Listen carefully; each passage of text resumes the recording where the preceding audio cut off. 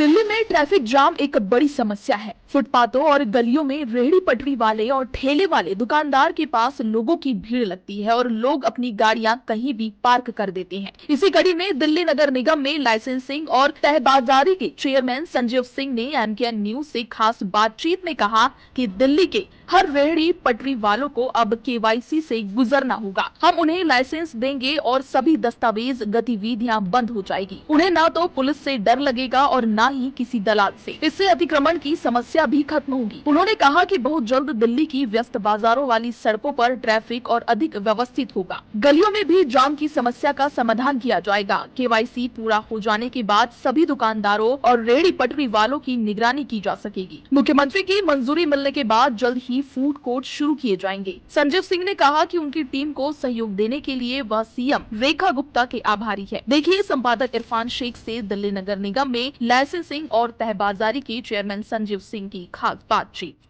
नमस्कार, मैं हूं भारत पुत्र इरफान शेख और आप देख रहे हैं एमकेएन न्यूज। आज हमारे साथ एक बहुत ही इंटरेस्टिंग पॉलिटिकल लीडर हैं। जी हां, संजीव सिंह साहब है और जहां पे ये बैठे हैं ये इनका दफ्तर है और अभी सिर्फ 15 मिनट ही हुए हैं, कम से कम 150 कॉल आ चुके हैं बधाई देने का। लोग बधाई दे रहे हैं अलग अलग जगह से और मैंने जो खास बात इनकी देखी वो ये है कि किसी भी फोन को ये इग्नोर नहीं कर रहे हैं। तो मैंने इनसे सवाल ये पूछा कि आप इतने प्रोमिनेंट जगह पे बैठे हैं, आपके लिए इतना सारा काम है, तो आप कैसे रिसीव कर पाओगे, कैसे बात कर पाओगे? तो इनका एक ही जवाब था कि अगर मैं लोगों से बात नहीं करूंगा तो फिर उनका काम कैसे करूंगा। बहुत बहुत बधाई संजीव जी। और हमें ये लगता है कि आप एक जबरदस्त चेंज लाने वाले हैं। क्या चेंज लोग एक्सपेक्ट कर रहे हैं, वो क्या चेंज है? देखिए, मैं आपके कैमरे के माध्यम से बताना चाहता हूँ, बड़ी उम्मीद लेके लोग किसी सरकार को चुनते हैं। पिछली जो दिल्ली के अंदर सरकार थी, वो सरकार लड़ाई झगड़े में ही उन्होंने पूरा अपना समय निकाल लिया। लोगों की उम्मीद डे बाई डे बढ़ रही है। फिर उन्होंने एक तरफा जाके भारतीय जनता पार्टी को 27 साल बाद दिल्ली में सत्ता में लाने का काम किया है। अब लोगों की उम्मीदें हैं कि ये दिल्ली में जो भारतीय जनता पार्टी की सरकार आई है, रेखा जी की सरकार आई है, वो हमारे लिए क्या करती है। मेरे पास लाइसेंसिंग डिपार्टमेंट है नगर निगम का, तो मेरे पास जो लाइसेंसिंग डिपार्टमेंट है और लाइसेंसिंग डिपार्टमेंट में जो तहबाजारी है, वो दिल्ली के अंदर आम जनमानस को छूता है सीधे सीधे। तो मेरा प्रयास यही है और सीएम साहबा का भी प्रयास है कि दिल्ली में वो जो कई लाख रेहड़ी पटरी वाले जो भाई हैं, तहबाजारी वाले जो भाई हैं, उनको डायरेक्ट कैसे हम टच करें। उसको दो प्रकार से, जो उनका शोषण हो रहा है दिल्ली में, जो उनके साथ एक भय का वातावरण बना पड़ा है, जो लोग विपक्ष के लोग भड़काने में लगे हुए हैं, उसको उनके मन से निकालना है।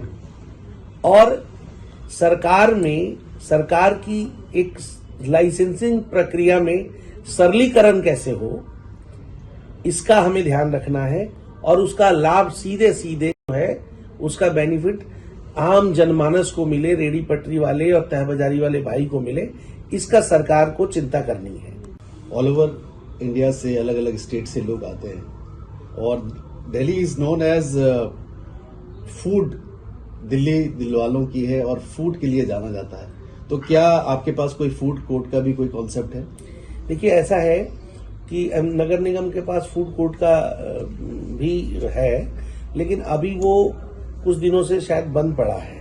तो अभी हम लोग भी बात करेंगे, क्योंकि मैं आज बहुत जल्दी होगी ये कुछ कहना इसके बारे में, लेकिन बहुत सारी चीजें आपको एक दिल्ली बदल रही वाले सब्जेक्ट में ये कॉन्सेप्ट भी आपको मिलेगा, बहुत जल्दी न्यूज मिलेगा आपको। आपने क्या करूंगा कि दिल्ली के जो लाखों लोग जो तहबाजारी वाले भाई हैं, उनको बहुत जल्दी एक अच्छे न्यूज के साथ, अच्छी पॉलिसी के साथ दिल्ली में प्रत्येक वार्ड में एक अच्छे वेंडिंग जोन की व्यवस्था हो जाए, एक उनके लोग प्रॉपर लाइसेंसिंग उनको मिले। इस तरह का काम करने के लिए दिल्ली की सरकार सोच रही है और दिल्ली की सरकार की सोच, नियत और नियति दोनों ही बिल्कुल क्लियर है। नीति भी बेस्ट होगी और नियति भी बेस्ट होगी और लोगों को, आम जनमानस को इसका फायदा होगा। उसमें क्या करेंगे? देखिए, जहां तक ये मेरी अपनी सोच है कि अभी 2002 और 2010 के बाद जो तहबाजारी बंद हो गई थी, और उस तहबाजारी किसके पास है, किस रूप में है, उसकी केवाईसी मैं कराऊंगा। क्या आपके पास कोई ऐसा पोर्टल या कोई ऐसा सिस्टम आप बना रहे हैं जहां पे कम्युनिकेशन के लिए एक अलग टीम होगी, एक यंग टीम होगा जो आपको रिपोर्ट देता रहेगा? क्योंकि पब्लिक के और आपके बीच में जो ब्रिज है कम्युनिकेशन का, वो बहुत ही इंपॉर्टेंट है।